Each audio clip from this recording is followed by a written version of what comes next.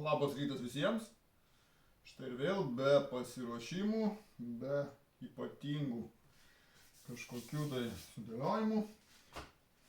Kepiau ryte čia maistą, beje, kepti nėra ypatingai geras pasirinkimas, bet laikas nuo laiko vis dar vartoju. Va, pritrūkau majonezo. Na, to paties, kurį jau ir taip nuolat gaminuosi. Tai štai, parodysiu, kaip galima greitai pasigaminti majonezą.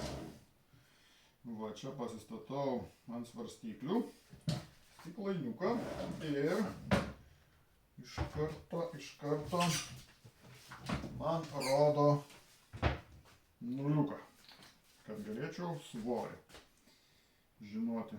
Va. Ir pilu aliejaus, paprastas aliejus,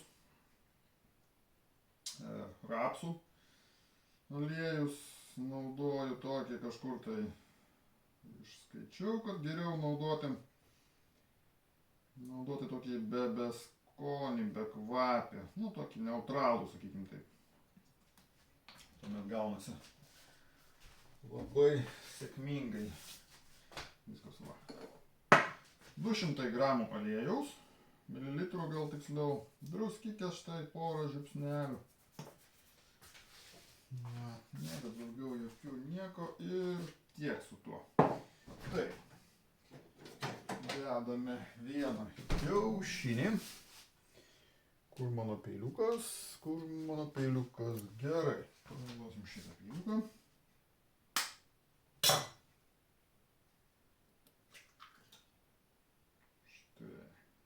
Kiaušinius. Žalias. Taigi. Ir, na, aš dadau pipiriukų. Oi, pipiriukai mano vaidėsi. Ką čia dar galima įdėti?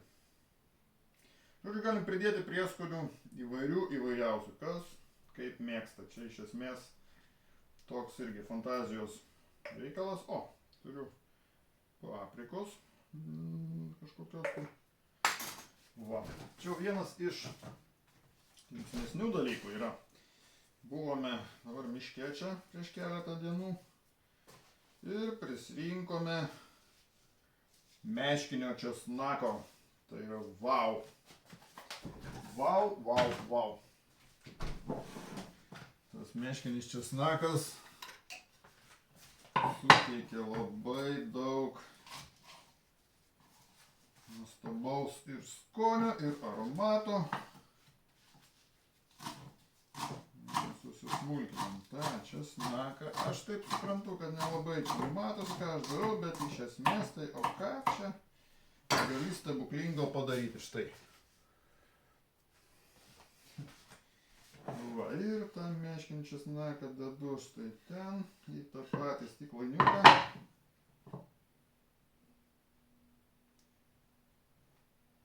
Štai. Meškinis česnakas. Taip, ir kadangi sakiau, jog nesiruošiau, kokį įdomų turiu niuansą, ne, šito nedėsiu. Taip. Deda žmonės garstyčių į tą majonezą. Čia gali, sakau, pridėti, ko tik susigalvosim. Ir aišku, nuo to priklausys majonezo skonis. Kadangi dabar reikėjo taip ekspromptinio padažiuko, štai blenderis ir blenderio.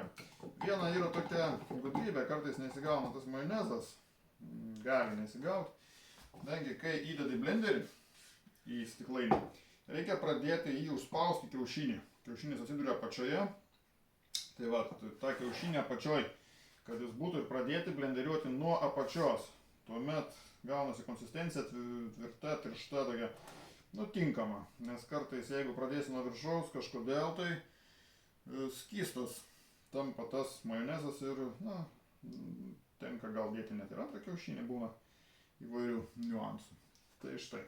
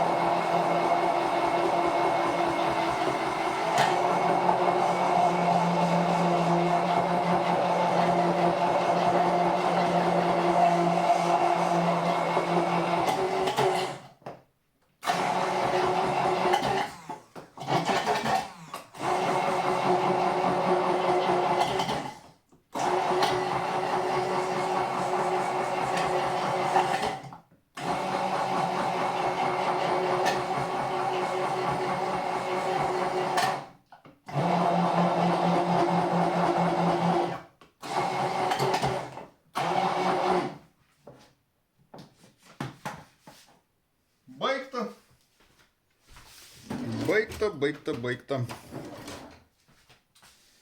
Dar vienas dalykas, kuriuo labai džiaugiuosi, štai šitos silikoninės mentelės. Vau! Kaip su jom yra maloniai, patogiai nuvalyti visus maisto kažkokius tai indus. Aš mėgstu stiklainius labai, juose ruošti kažką tai, nes labai patogu ir tame taip pat matau tvarumo tokią prasmę. Kuo mažiau pirkti visokių indų, kurių užeini ir vau, reikia, blizgatis. O kam to reikia? Protui. Viso to reikia tik tai protui.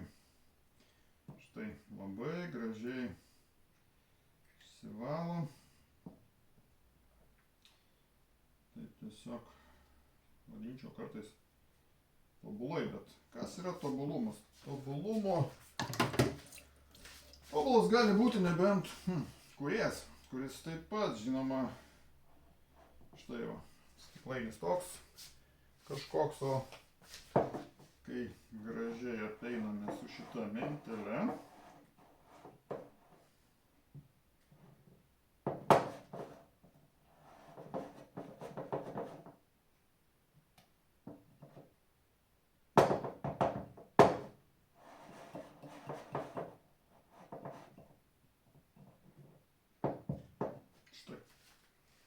stiklainis tampa toks. Vau. Vau. Na ir ką, kasgi čia gavosi?